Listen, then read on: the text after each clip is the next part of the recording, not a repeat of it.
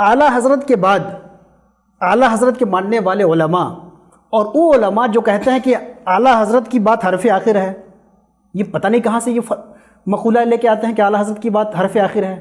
قرآن کی بات حرف آخر، یہ بات تو سمجھ میں آتی ہے۔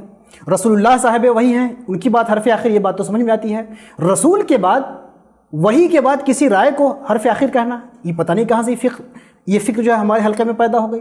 اور جس حلقے میں یہ فکر رائج ہو جائے کہ حرف آخر ہے، فتاوی رضویہ کی ہر بات حرف آخر ہے، اس میں اگر میں کہوں کہ تقلید میں جمود نہیں ہونا چاہیے تو واقعی وہ لوگ ناراض ہوں گے، ان کی ناراضگی بالکل معقول ہے کیونکہ یہ جامد مقلدین ہیں۔ اچھا، مزے کی بات یہ ہے، بہت دلچسپ بات یہ ہے کہ ہم لوگ تو بدنام ہیں، خانقاہ عارفیہ آزاد ہے، ہم بدنام ہیں، ہمارا تم حال ہی چھوڑ دیجئے۔ جو جتنا بڑا ٹھیکیدار ہے کہ اعلیٰ حضرت کی بات سے اختلاف نہیں ہو سکتا، وہ اتنا زیادہ اختلاف کرنے پہ تلا ہوا ہے۔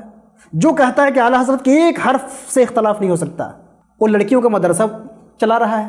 اعلیٰ حضرت نے لکھا کہ لڑکیوں کو لکھنا سکھانا ناجائز ہے اور باضابطہ اس کی ٹریننگ سینٹر چل رہی ہے نا۔ اعلیٰ حضرت نے لکھا کہ مسجدوں میں پنکھے مکروہ ہیں، آپ یہ پنکھا کیا، پنکھا تو چلائے گی، اب اے سی پہ آ گئے۔ اعلیٰ حضرت نے لکھا کہ ٹرین پہ نماز نہیں ہوتی ہے، آپ ٹرین پہ نماز بھی پڑھ رہے ہیں۔ تو جو جتنا بڑا ٹھیکیدار ہے وہ اتنا بڑا اعلیٰ حضرت سے بھی اختلاف کر رہا ہے۔ تو یہ عجیب منطق ہے کہ ایک تو یہ غلط مقدمہ اور غلط مقدمہ قائم کیا گیا کہ اعلیٰ حضرت سے اختلاف نہیں ہو سکتا، اور اس مقدمے کی بنیاد پہ صرف خانقاہ عارفیہ ہی نہیں، وہ چاہے مولانا الیاس قادری ہوں کہ کتنے قادری ہوں اور کتنے علماء اور خانقاہیں ہوں، سب کو انہوں نے کنارے لگایا، سب کے خلاف ہنگامہ خیزی کی، اور خود جب جہاں چاہا اعلیٰ حضرت سے اختلاف کیا۔ کچھ لوگ جس وقت جو سب سے زیادہ اعلیٰ حضرت کے جھنڈا بردار ہیں، وہ تعزیہ ماشاءاللہ تعزیہ نکالتے ہیں، پیلی بھیت میں تعزیہ بھی نکالتے ہیں اور پوری دنیا میں اعلان کرتے ہیں کہ اعلیٰ حضرت کی ایک بات سے اختلاف نہیں ہو سکتا۔ یہ جناب اوجھڑی بھی کھاتے ہیں اور اوجھڑی بھی کھا رہے ہیں بھرپور، اور اس کے بعد یہ بھی کہتے ہیں کہ اعلیٰ حضرت سے اختلاف نہیں ہو سکتا۔ یعنی نتیجہ گفتگو یہ ہے کہ اعلیٰ حضرت کے ماننے والوں میں ایک بدماشی، بعض ماننے والوں میں، سب ماننے والوں میں نہیں، بعض ماننے والوں میں ایک بدماشی یہ پیدا ہو گئی کہ خود جہاں چاہے جو تحقیق کے نام پہ تحقیق کر کے جو رائے قائم کر لے، لیکن اس کی رائے سے اگر آپ نے اختلاف کیا تو فوراً یہ نہیں کہے گا کہ آپ نے ہم سے اختلاف کیا، کیونکہ اس کی کوئی اوقات ہی نہیں، اس کو جانتا کون ہے، تو وہ یہ نہیں کہے گا کہ مجھ سے کیوں اختلاف آپ نے کیا، وہ کہے گا کہ اعلیٰ حضرت سے اختلاف کر رہے ہیں، آپ نے اعلیٰ حضرت سے اختلاف کیا اور اعلیٰ حضرت سے ایک حرف اختلاف نہیں ہو سکتا، جبکہ خود 50 اختلاف کر کے بیٹھا ہوا ہے۔ کیوں بار بار وضاحت کرنے کی ضرورت پڑتی ہے کہ اعلیٰ حضرت سے اختلاف رائے ہو سکتا ہے؟ آپ وضاحت بھی کرتے ہیں، اپنی جب بات آتی ہے، اپنا گلا جو پھنستا ہے تو وضاحت کی بات آتی ہے۔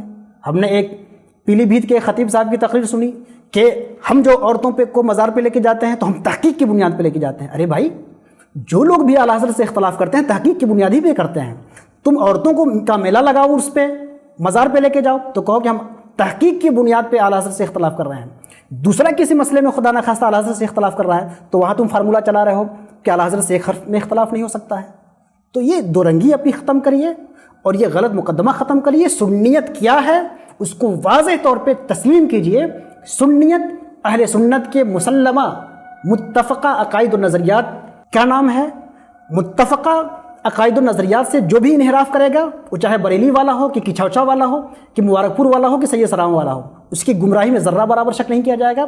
جزوی معاملات میں ان مسائل پہ جو آپس میں اختلافات ہیں ان کی بنیاد پر نہ کوئی گمراہ ہوتا ہے نہ کافر ہوتا ہے، اور جو گمراہ اور کافر کا کھیل کھیل رہے ہیں یا تو یہ جاہل ہیں یا یہ متجاہل ہیں، یعنی علم رکھتے ہوئے آپ کی آنکھوں میں دھول جھونک رہے ہیں اور صرف چند جاہل سیٹھوں کی رضا جوئی کے لیے اس طرح کی شرپسندی کا کھیل جاری کیے ہوئے ہیں۔ یہ الگ بات ہے کہ خود بھی پھنستے ہیں، خود بھی مارے جاتے ہیں۔